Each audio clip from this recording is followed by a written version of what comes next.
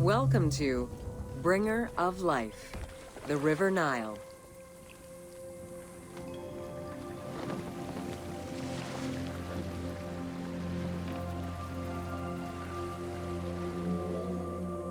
The ancient Egyptians called the dark fertile soil of the Nile the Black Lands, and the surrounding desert was referred to as the Red Lands.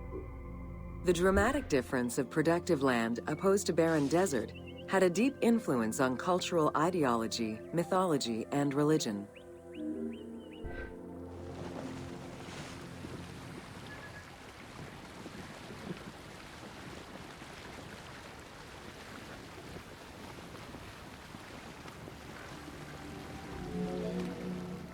The Nile determined much of Egyptian civilization. For example, the seasonal cycle of the Nile was so consistent that ancient Egyptians created their calendar around it. The flood season, or Akhet, was when the departing floodwaters left arable soil for crops. It was followed by the growing and harvesting seasons, known as Peret and Shemu. These regular seasons, along with abundant wildlife and rich soil, meant that Egypt's denizens were able to nourish themselves and ensure their country's strength in trade.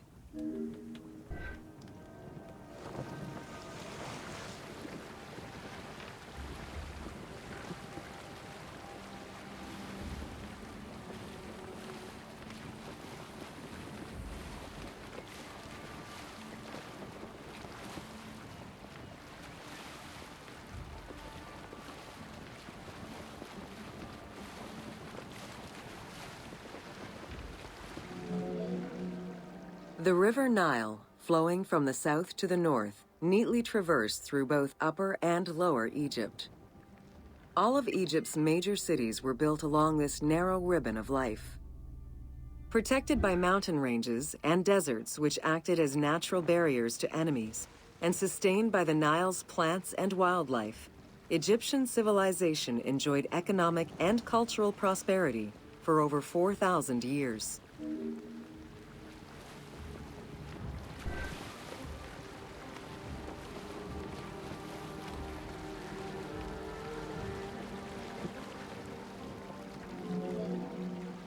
Both ancient Egyptians and ancient Greeks referred to the Nile as the river in their respective languages.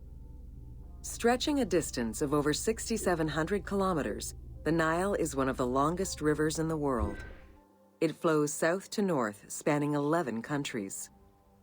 The River Nile originates in the region of the Great Subequatorial Lakes, including one of the largest in the world, Lake Victoria near Tanzania.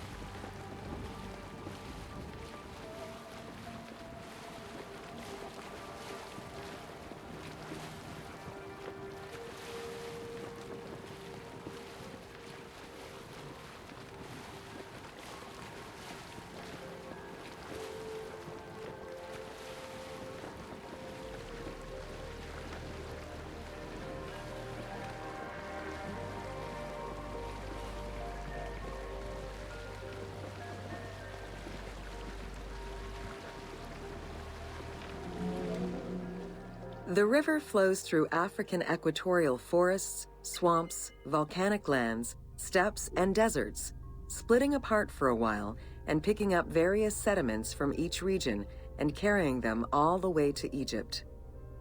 Its main artery, known as the White Nile, rejoins with the Blue Nile in Khartoum. This is where it weaves through rich deposits of silt and nutrients, carrying them along in its wake.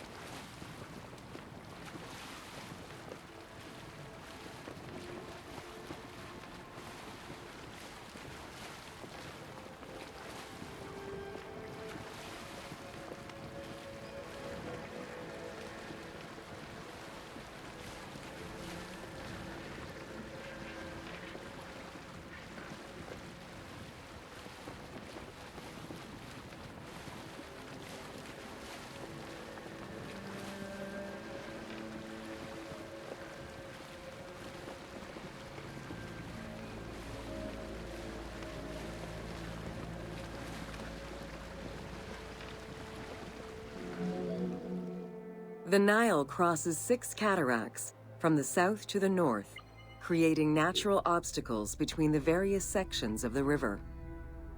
The cataracts are long zones of about 100 kilometers, where the bubbling and rapidly swirling waters advance tumultuously amid enormous heaps of rocks and benches of hard stone.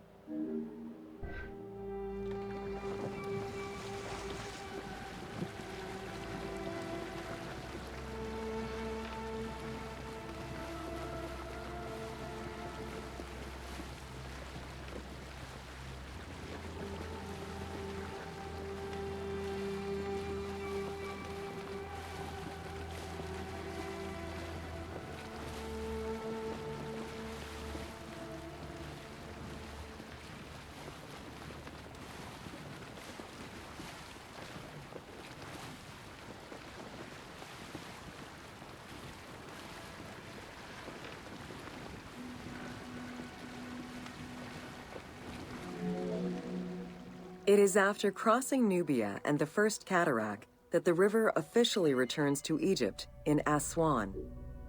There are still 1,000 kilometers before it reaches Cairo and the Delta, bringing life to those living on its shores before it eventually empties into the Mediterranean Sea.